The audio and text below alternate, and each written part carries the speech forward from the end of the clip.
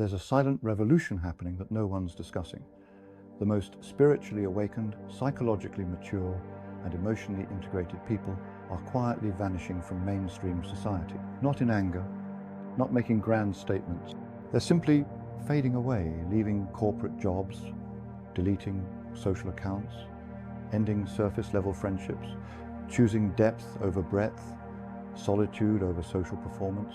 Carl Jung predicted this exodus. He called it the inevitable retreat of the individuated soul. When someone reaches a certain level of psychological wholeness, participating in collective delusions becomes not just uncomfortable, it becomes physically impossible. Their nervous system rebels against falseness.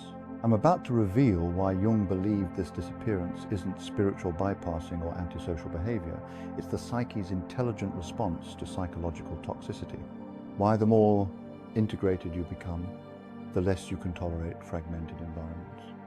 And why this isn't weakness, it's wisdom in action. If you've been feeling the urge to withdraw, to step back, to choose silence over speaking up, Jung would tell you that you're not giving up on humanity. You're preserving something humanity desperately needs but isn't ready to receive. Here's what Jung discovered that changes everything. Society operates on collective fragmentation. Shared traumas, mass projections, agreed upon lies that everyone pretends are truth.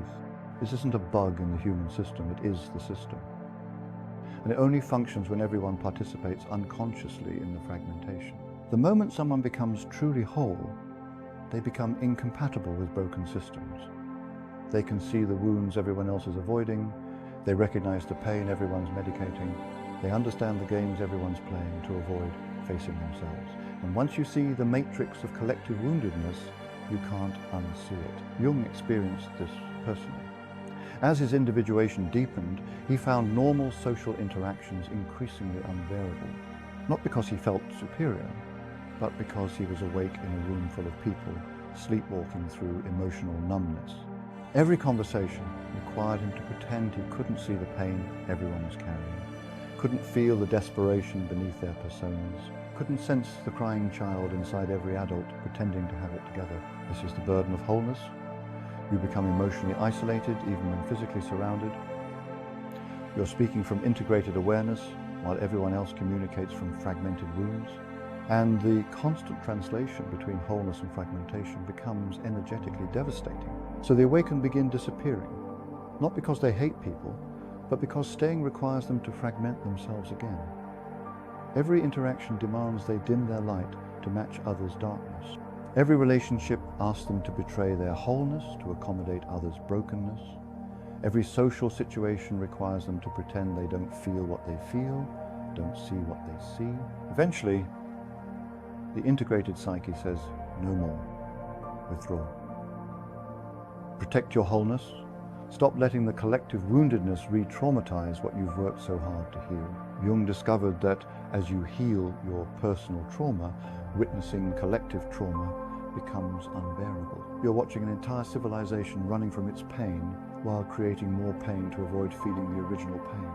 When you've done your shadow work, watching others project their shadows becomes excruciating. When you've integrated your own darkness, seeing society's shadow projections, the other political party is evil, that group is dangerous, those people are the problem, feels like watching mass psychological warfare. Because that's exactly what it is. Jung called this the curse of clarity. The healed person sees that most social conflicts are just trauma responses. Wars are collective PTSD. Political divisions are mass projections of unhealed wounds. Social media outrage is trauma-seeking targets.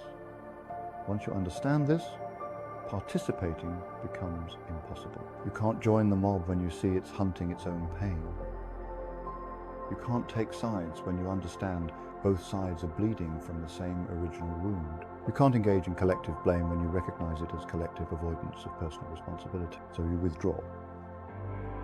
Not from superiority, but from psychological necessity. Not from judgment, but from energetic incompatibility. One of Jung's patients, a successful therapist who'd healed her own childhood trauma, described the impossibility perfectly.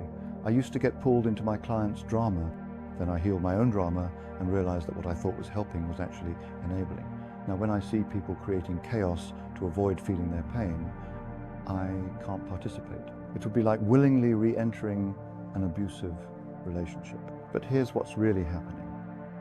The healed aren't just seeing collective trauma, they're feeling it.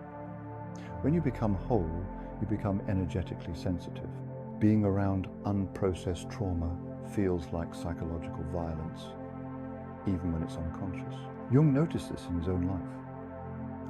After his individuation process, being in crowds became almost unbearable, not because he disliked people, but because he could feel the unprocessed pain radiating everywhere, the suppressed grief, the buried rage, the denied terror, all creating an emotional storm that only he seemed to notice. This is why awakened people leave social media first. It's a 24/7 trauma broadcasting system. Every scroll exposes you to humanity's unhealed wounds. Every comment section is a battlefield of triggered nervous systems. For someone who's processed their own trauma, it's like being forced to swim in everyone else's emotional sewage. Jung's second revelation. Once you've found your authentic self, performing false personas becomes impossible, and society demands nothing but persona performance. Before awakening, you could play the social games, unconsciously smile when expected, say the acceptable things, perform your assigned role. But once you've touched your true self, that deeper authenticity beneath all masks, going back to performance feels like spiritual death. Every social context demands performance. The professional persona, the family role, the social media identity, the politically correct opinions, the emotionally appropriate responses. For someone still identified with their masks, this feels normal. For someone who's found their essence, it feels like suffocation. Jung experienced this through his own journey. After his confrontation with his unconscious, he couldn't perform the proper Swiss psychiatrist anymore. He couldn't pretend to agree with collective opinions that felt spiritually empty. He couldn't maintain relationships that required him to be less than he'd become. So he withdrew to his tower at Bollingen, where he could live from his essence rather than his persona. This isn't antisocial behavior, it's pro-authentic living. The awakened person isn't rejecting society from anger, but from incompatibility. They've become too real for environments that require fakeness, too authentic for spaces that reward performance, too whole for systems that only recognize fragment. One of Jung's patients, a corporate executive who'd undergone spiritual awakening, described the impossible situation. I sit in meetings where everyone's performing their business personas, saying what they think they should say, thinking what they think they should think. I can't do it anymore. It feels like being asked to murder my soul for a paycheck. My authentic self has no place in that room. She didn't dramatically quit. She quietly transitioned out over months, eventually starting a small practice helping others navigate spiritual emergencies, not from career failure, but from the success of finding herself. And that success made corporate participation impossible. This is happening everywhere. The awakened are leaving careers that require persona, performance, ending relationships built on false selves, abandoning social circles that demand masks. They're not failing at society, they're succeeding at authenticity. And that success makes societal participation impossible. Here's what Jung understood energetically. Maintaining wholeness in fragmented environments requires enormous psychological energy. And awakened people are realizing it's unsustainable. Consider what the integrated person must do in normal society. Constantly shield against others' unprocessed emotions, maintain boundaries against energy vampires, translate between depth and surface, hold their center while surrounded by chaos, process not just their own material, but everyone else's unconscious projection. Jung called this invisible labor the energetic work whole people do just to exist in broken spaces. It's exhausting. Every interaction requires you to not absorb others' trauma, not get triggered by their triggers, not get pulled into their drama, not match their fragmented frequency, not abandon your truth to keep the peace. For fragmented people, this isn't work, they're swimming in familiar dysfunction. For whole people, It's like trying to stay healthy in a toxic environment. Eventually, you have to leave or get sick. Jung observed that his most integrated patients often developed chronic fatigue, mysterious illnesses, anxiety not from personal pathology, but from the exhaustion of maintaining wholeness while surrounded by fragmentation. The cure wasn't medication, it was extraction from toxic environment. One woman, a teacher, who'd done extensive inner work, developed severe burnout. Medical tests showed nothing wrong. Through analysis, Jung helped her realize she was hemorrhaging energy, trying to stay centered while surrounded by unconscious chaos all day. She wasn't sick, she was energetically depleted. When she left teaching and moved to a quiet mountain town, her vitality returned within weeks, not from rest, but from no longer having to defend her wholeness against constant psychological assault. This is why awakened people disappear to nature, to solitude, to small conscious communities. Not to escape responsibility, but to preserve the consciousness they've cultivated. They understand that wholeness is precious and finite, and spending it on unconscious interactions is like pouring clean water into sewage. Jung identified this withdrawal as archetypal the hermit phase that every individuating soul must enter, not permanently, but necessarily. The psyche requires solitude to integrate what society would fragment. The hermit archetype isn't about misanthropy, it's about psychological necessity. When you're transforming at a cellular level, you need space from influences that would pull you back to old patterns. You need silence to hear your inner wisdom. You need solitude to integrate without interference. Jung himself went through profound hermit phases. His years at Bollingham weren't vacation, they were psychological necessity. He needed distance from collective consciousness to develop individual consciousness, separation from others' projections to understand his own depth. This is what's happening to awakening people now. They're not disappearing because they're antisocial or weak. They're following an archetypal pattern that individuation requires. The hermit phase is when trauma integrates without social pressure to perform healing. When the authentic self emerges without persona demands. When inner wisdom develops without outer noise. When psychological transformation completes without interruption. But here's what Jung emphasized. The hermit phase isn't escape, it's preparation. The awakened person withdraws not to abandon humanity, but to develop something humanity needs.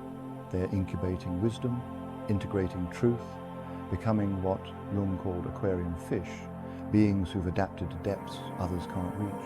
One of Jung's students, a philosopher, disappeared from academic life for 5 years. Colleagues thought he'd had a breakdown, he'd had a breakthrough. In solitude, he integrated insights that would have been impossible while maintaining his academic persona. When he returned, he brought revolutionary perspectives.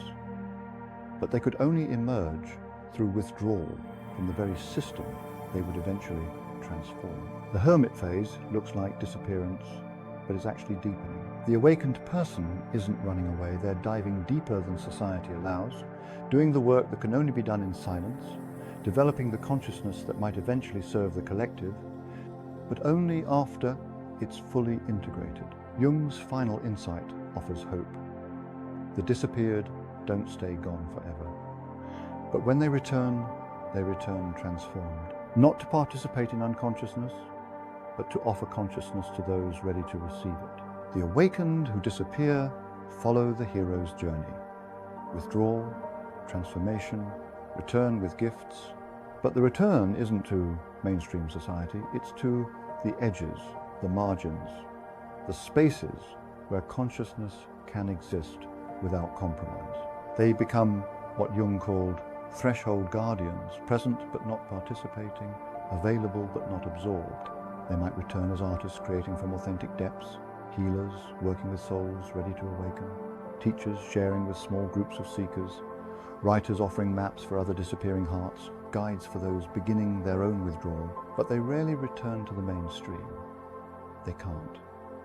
Once you've individuated, you can't de-individuate. Once you become whole, you can't fragment yourself again. Once you find your essence, you can't live from persona. Jung observed this pattern repeatedly. His patients who fully awakened rarely returned to their previous lives. They created new ones, simpler, quieter, more authentic. They found ways to serve without sacrificing consciousness, to give without being consumed. One patient, a therapist who disappeared for 3 years, returned not to traditional practice, but to working with a small group of individuals experiencing spiritual emergency. She couldn't do general therapy anymore, only work with souls undergoing what she'd experienced. Her practice was tiny but profound, invisible to mainstream society, but a lifeline to the awakening. This is the new model. Awakened people disappearing from mass society, but reappearing in conscious pockets, creating parallel structures, building alternatives, offering depth to those seeking it while remaining invisible to those who aren't ready. Jung believed this was evolution in action. Not everyone awakens simultaneously. The pioneers disappear first, create new containers, then become beacons for the next wave. What looks like abandonment is actually architecture building the structures that will support collective awakening when it's ready. Let me synthesize Jung's complete understanding of why spiritually awake people are disappearing. They can no longer tolerate the collective trauma that unconscious society perpetuates. Their authentic self cannot perform the personas that society demands. The energy required to maintain wholeness in fragmented spaces becomes unsustainable. They enter the necessary hermit phase that individuation requires. They eventually return, but only to conscious edges, not unconscious centers. This disappearance isn't failure, it's evolution. Not weakness, but wisdom.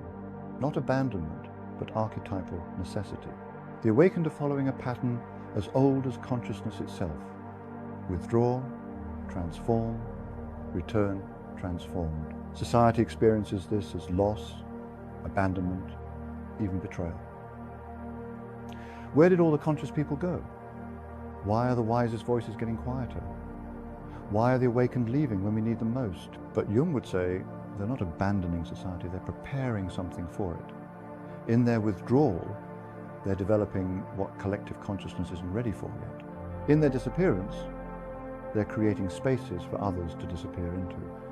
In their silence, they're gestating wisdom the collective can't yet hear. If you're feeling the pull to disappear, Jung would want you to know this isn't spiritual bypassing or escapism. It's psychological necessity.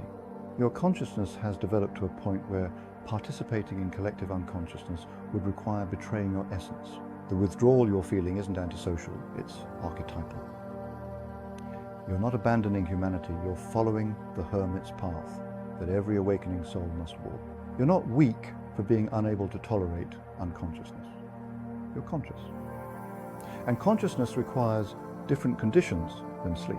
Let yourself disappear, not forever, but for now. Find your Bollinger, whether physical solitude or psychological distance. Stop spending your consciousness on unconscious interactions. Stop performing for audiences that can't see your essence. Stop translating your depth into surface tones. Your disappearance isn't selfish, it's necessary. Humanity needs people who are fully individuated, more than it needs people who partially participate. It needs depth more than surface, authenticity more than performance, consciousness more than conformity. And when you return, if you return, you'll return with gifts that could only be developed in disappearance. You'll offer what couldn't be offered while maintaining false belonging. You'll speak truths that couldn't be spoken while performing acceptance. The spiritually awake are disappearing because awakening requires it. Not permanently, but necessarily. Not from hatred, but from love. Love of truth, consciousness, authenticity. Love that says, I must become whole, even if wholeness means being alone. Jung would say, disappear consciously. Withdraw with purpose. Use your hermit phase for integration, not isolation. And remember, your disappearance is preparing something. You're not leaving humanity behind. You're pioneering where it eventually needs to go. Your silence is sacred. Your withdrawal is wise. Your disappearance is exactly what the world needs, even if it doesn't know it yet.